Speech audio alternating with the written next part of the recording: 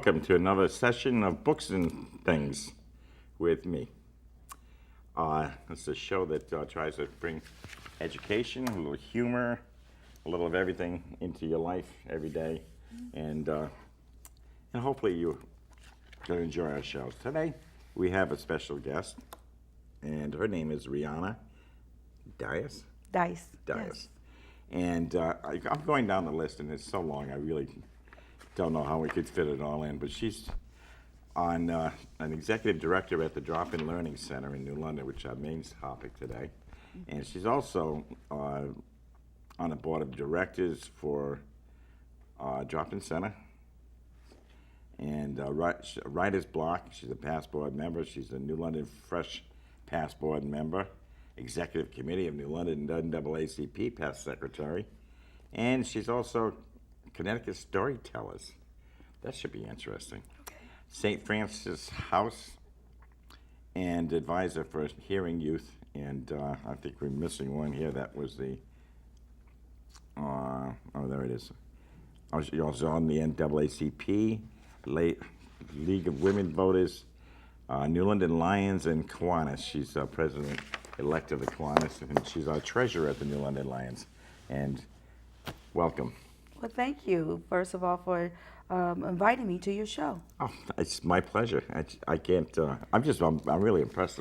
How do you have time for anything else? Well, like I say, my children are adults, so basically I get a chance to give back to the community, and something I've been doing for many years, and working at the Drop-In Learning Center, because it is a grassroots community organization.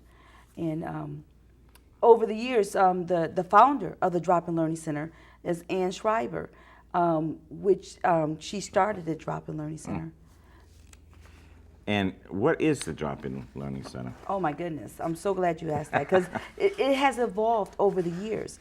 And as I shared, that Ann Schreiber was the originator of the Drop-In Learning Center. Her vision was to really to empower parents to change the educational system, realize that they're advocates for their children, to change the way the education system is serving their children in public education.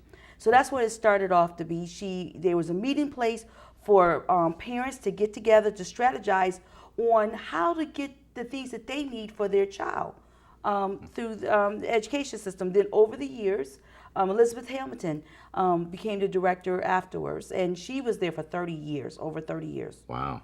Yes. And she believed in not only that our parents need to be empowered, but our kids. This is their education. So she was the one was like, okay, homework. It became an after-school program.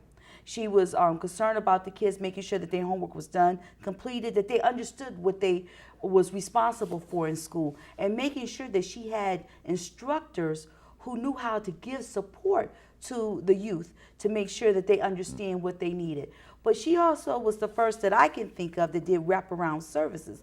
That means not only did she serve the kids, she also served the entire family. So if they had a situation where someone, a good example, someone passed away and they didn't know how to do obituary, they needed someone to write it for them. She brought resources in to give them support if they needed food. She gave them vouchers and made sure. She was also one who really supported the Thanksgiving meal, where she ended up getting turkeys donated, food, and she helped organize collectively the entire area where we all worked together to make sure that that families' needs was being met, and that we met together to make sure that for those people who feel that they should have 2 Thanksgiving baskets, really they only got 1, because all the list was checked. We did a check and balance, and that way we can serve more people who may be in need. Oh, and then now we're a licensed child care facility. Really? From age 12 months all the way up to 12. We have a teen program that's housed at the New London Library this year. Our summer program, we partner with the Williams School, so our middle school kids are on the Connecticut College campus. Our school-age kids are on the Mitchell College campus. Wow. So so over the years we have evolved to and created new partners, which I'm excited about. Huh. So it's in lieu of, or in addition to going to school, or? It's an addition, well, two parts. For my kids that's 5 and under, the preschool is their school. It's a learning Oh, okay. environment. So we have kids as our hours are 6:30 a.m. to 5:30 p.m. We have kids what we call before care. So from 6:30 a.m. to 8 a.m. the buses, New London buses, pick up the kids from our site and then take them to their prospective school. And then for after school, we have some schools in at as early as 2:15, Benny Dover, and we're after school as well. So, And where is it located? oh my goodness, I am so excited. We are located now at 701 Montauk Avenue, which is on Mitchell College campus, behind the tennis courts, next to the baseball field. Oh, no kidding. Yes. Wow. That sounds like a nice place. You know what? It's a beautiful learning environment. Yeah. We're 3 doors down from Michael Dairies, because a lot of people are familiar with Michael Oh, Dairy. yeah. But what I mean by a learning environment, we have a pond in the back. We have Mitchell Woods. We have the basketball court, the tennis court, the baseball. But what a way to start your day when you see a deer on your front lawn.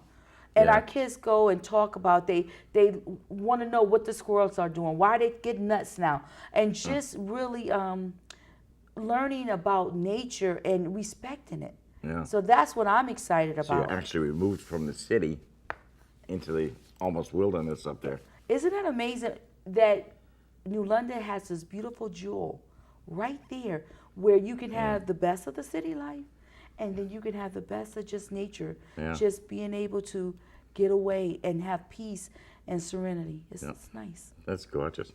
Wow. So these kids are getting quite an education, really. Yes, and they also learning around. how to respect their time. And what I mean by that, one of the things we talk about is homework. And making sure that they're on top of their lessons in school. And if they're not sure, and getting the teacher to explain something a little bit differently so it can what they said, that light bulb could turn on so they can understand the concept that's being taught to them. And what I mean by respect of time, because they want to be outside. They have certain parts of this facility that is theirs, that they enjoy. Yeah. And that's what it's all about, ownership. Knowing that this is my place, this is where I come, this is where I put my things. And you know what? I think I want to just go outside and just look at the birds today. But I'm going to get my homework done first. Yeah. Wow. And how many kids do you have?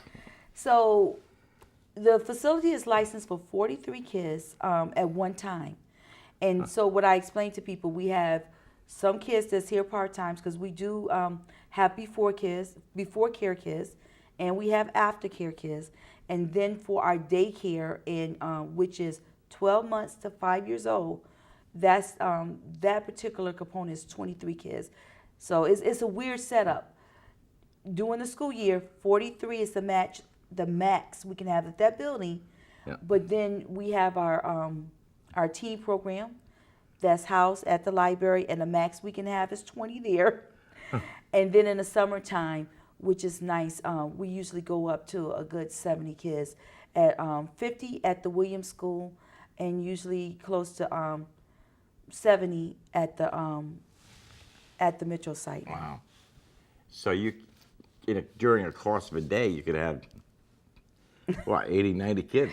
Well, yeah, if you count both sites, we can have Yeah. a good roughly right now, between 65, 75 is what the numbers been panning out to be. Now, how do these kids, obviously you're not doing all the kids in New London, so how do you?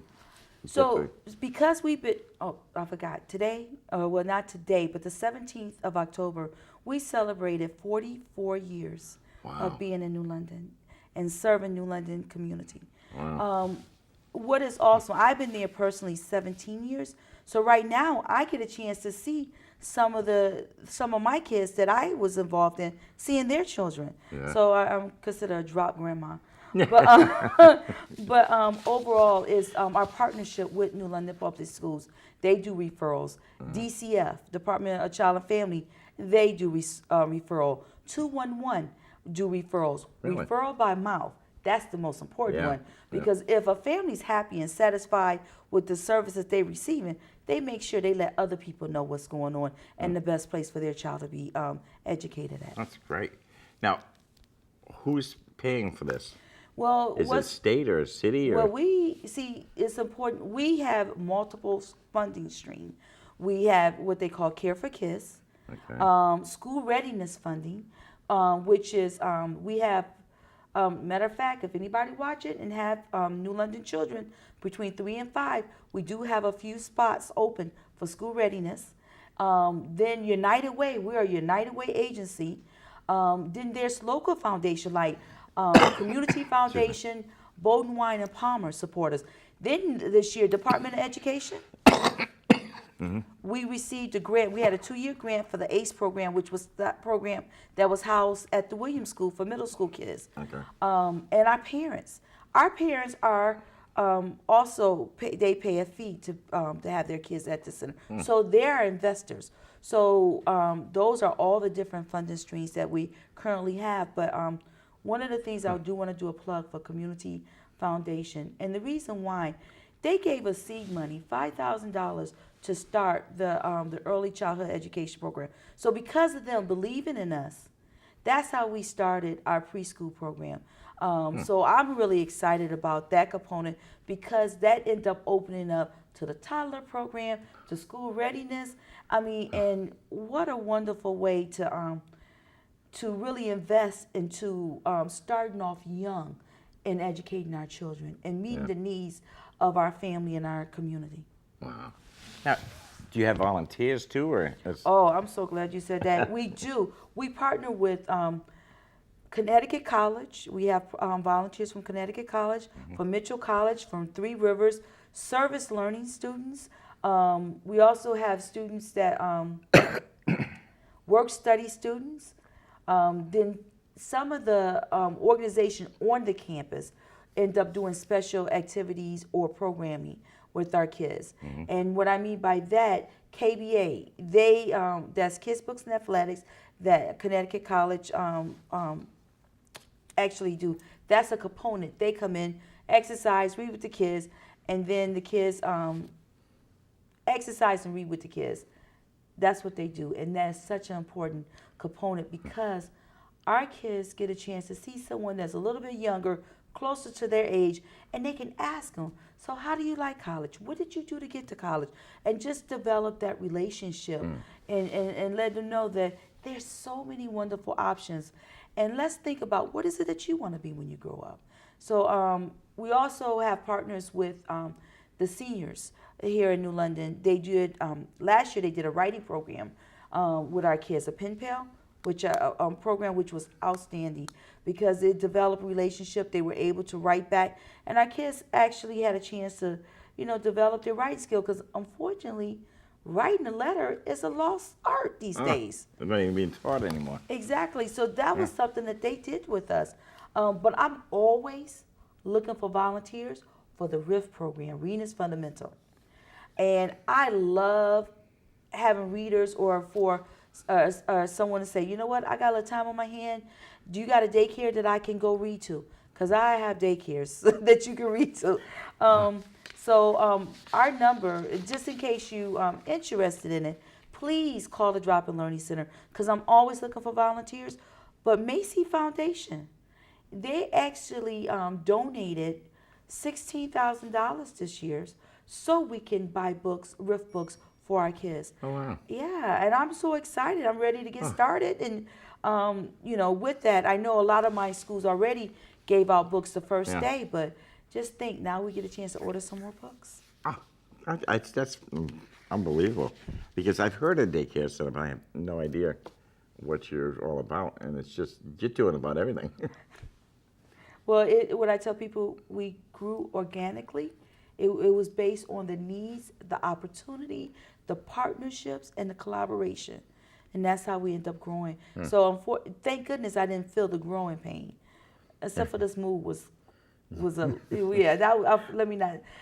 move was really a big growing pain. It was different. Yeah. I mean, but I'm excited about it, and I'm so glad because tonight we have open house from 6 to 8 p.m.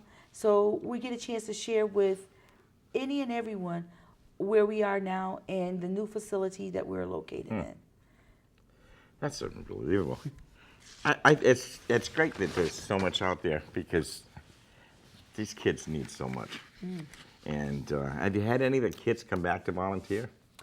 Not only back to volunteer, also employees. Oh, really? Yes, and one of the things that so let me take one of my favorite. I got a lot of favorites, Sure. but one of them is Tyrell. Tyrell is a senior this year at Southington. He actually was in. I used to oversee Camp Rotary, and he was one of my students in Camp Rotary, and he will come back year after year. His high school year, I did a stipend for him because this young man was a part of the program, but he knew how logistically where everything needed to be placed because we were on Connecticut College campus, and he knew what the kids need, but he was such a resource in making sure we had things in place. Now he's a counselor. I know that Mr. Fader, that's the Williams School president or principal, he asked about it. He said he wanted to know how he was doing. He said, I just love that young man because this young man knows how to interact with the youth. He's there. So he's been working with me for 6 years. Wow. I know. And then I have Rossini Adam, who's in the nursing field. Oh, and I forgot Tyrell is in the education field. And he also played football for Southington, Connecticut State College. Yeah. And Rossini, he's in the nursing field. And one thing about Rossini, which is awesome, is that he comes back in the summer to work with the kids. This is his, when I think his senior year, I know he's doing his practicum. He's at Yale working in, as a nurse. He's in the, which is nice. He's in the nursing field. So when we were doing our CPR first aid, and he said, well, Miss D, I can just give you my documentation. He said, because I'm a little bit above just basic CPR first aid. And I totally forgot. I'm thinking, wow. Just think. I can have him as my nurse consultant soon, Yeah. as he goes on and get his degree. And the good thing is these kids have all been through the program. Yes, and they know the impact it has. Yeah. And they reflect back when we meet and strategize about for the summer. They looked at me and said, well, Ms. D, we haven't had this. We haven't been to this part yet. This is important. I spoke to the youth today, and I know we got a couple of kids that's interested in being astronauts or, whatever. And they're in tune with the kids. And did you notice those two people I named off was young men? Yeah. See, we have males and females that works with our kids. And that's important because one of the things that kids have to see a staff member or someone there that look like them. Yeah. That way they can relate. So my staff reflect the community. So which I'm really excited about. They look like the families that we serve. And that's just really important for our families and for our kids. And the kids get an idol because they look at Tyro and know that he's been through what they're going through. And they can look up and say, "Geez, maybe I could someday be like him." This is true. But I do have some females like Kenda. Matter of fact, Kenda, this summer, she was in England. See, and you know what's so exciting is that the kids that they're not kids, the young adults that come back and work for the center during the summer, they have true experience to share with them as they travel, as they get involved. So they come in with this rich life, and then they know the importance. This year, the Science and Selling, New England Science and Selling program, we had a chance to get services from them. Our kids actually learned how to sail a kayak and did snorkeling, and what a great opportunity. Community boating, that's another one of our community partners. New London Library is so rich. They actually, in the summertime, set a reading time for our kids to come in and utilize their facility. Wow. Our partnership, High Hopes, Our kids did horseback riding. The list has been long, but it has been beyond the basic enrichment activities. I mean, from learning how to have swim lessons at Ocean Beach through the Rex. So when I tell you we do a lot of different things, enrichment activity, mystic art, expressiones. Our kids, expressiones is our art program, and this art program, our kids had a chance to work with Latino artists. And 65% of the kids that I serve are from families, Latino families. So imagine they're seeing artists from Spain, for Puerto Rico, from all these different islands, and they can relate. Peruvian. I mean, we had a couple of Peruvian artists, and they know the artists. The artists share different techniques and styles, but it's enough time where the kids can interact and talk about, what is life like there now if they hadn't been there. That sounds very full and enriching. I think you mentioned High Hopes, and I'm familiar with it. I don't know how many people are really familiar with High Hopes, and that's where they have horses and bring kids in and ride the horses and teaches them balance and patience, and they love the horses. Yeah. Now, being one of the people that have been there, because I've heard the other end, how do the kids react? What was beautiful about it is that I had a few kids that were scared, who never been on a horse. Yeah. I had one family member who said, it's very important that my child get a chance to experience this, because in his country, they have horses, and his child never been to his country. And he wanted him to have that experience. Yep. And the kids know the horses by name, and it's empathy. They learn how to take care of it. And really learning how to take care of another, whether it's an animal or a person, develop a love for someone other than yourself. Yeah. And so our kids had shared, they come back, because we had roughly about 8 kids that participated in that particular program this year. And they came back and they shared what they learned with the other kids. And so I have kids that can't wait till that age so they can experience. But the reality is that if they didn't have scholarships, our kids wouldn't have been able to afford it.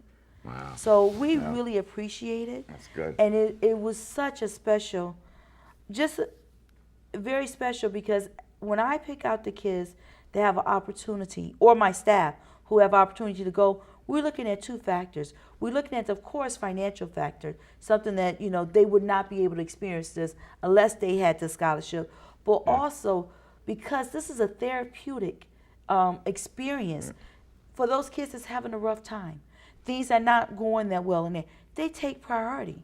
We want to make sure that when they go through this and experience it, that it's something that develop and where they can find peace.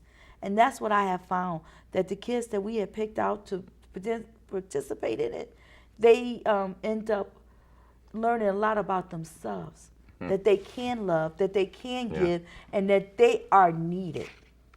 And one of the things I did learn about High Hopes, or not necessarily High Hopes, but another group that's up in Stonington, is that the horses actually will know that if there's somebody on the back, if they're starting to slip, the horse will adjust itself so the kid won't fall off. And so the horses are very in tune with what's going on. And it just let me know, we got 5 minutes left. Okay. And that was quick. Very quick. You want to mention something about Monday, November 6th. Oh, thank you. Yes. So November 6th at New London Public Library, in the community room. Okay. This is an opportunity for kids that's in Southeastern Connecticut looking for a place to volunteer at. They want to learn more about Hearing Youth Voices, NAACP. We also want to have some information about the Leo Club and then Key Clubs. We want them to come there because it's important that you see youth in leadership role. So the goal is have the youth explain about the organization that they volunteer in to get other youth involved. So it's going to be just a fun day from 3 to 5 p.m. And this is an opportunity to sign up. The other thing is that TGIF is another component that's being done. is turning grease into oil. Huh. And so that's at the Westerly. It started off with the Westerly group, now the Williams School, partnered with the Drop and Learning Center. Basically, we're collecting oil. And this oil is changed over to heating oil for people. And can you imagine, that was a youth initiative, community service project. And they have been giving heating oil to families in southeastern Connecticut. TVCCA, they gave some to, and I'm serious, these are dollars, these Wow. are heating oil to help families. And that's what it's all about. I don't know if people realize that when our youth volunteer, they are a resource. And we need to let them develop, create, and give back to the community. And what a way to do it, through these civic organizations. That's amazing. And I'll try to get some of that Leo information for you, because we are going to be hopefully get into the Leos. Yes. Leos is part of the Lions, and it's we try to create Lions clubs, and they call them Leos for kids under 18 and under.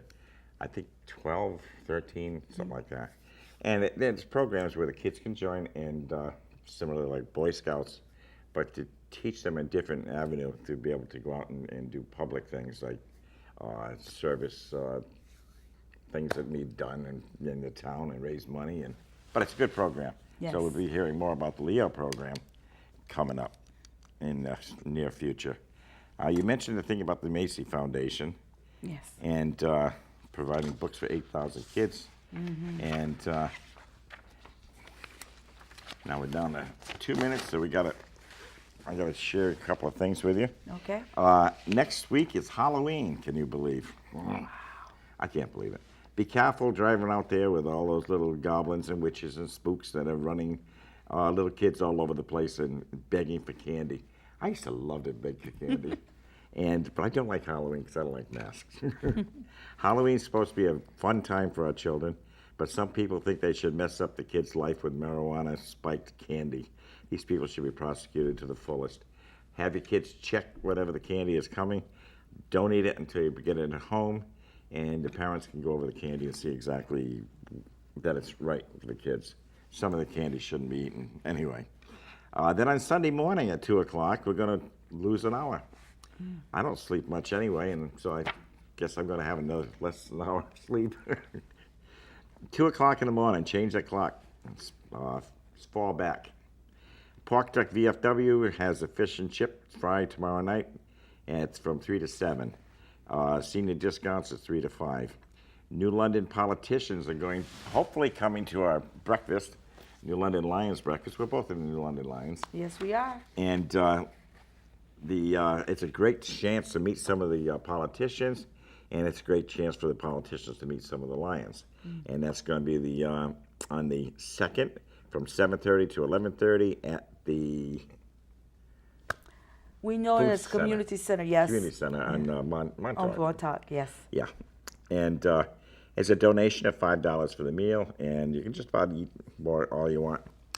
The other problem we have, I'd like to talk about is SEC TV, which is this beautiful studio that we have here.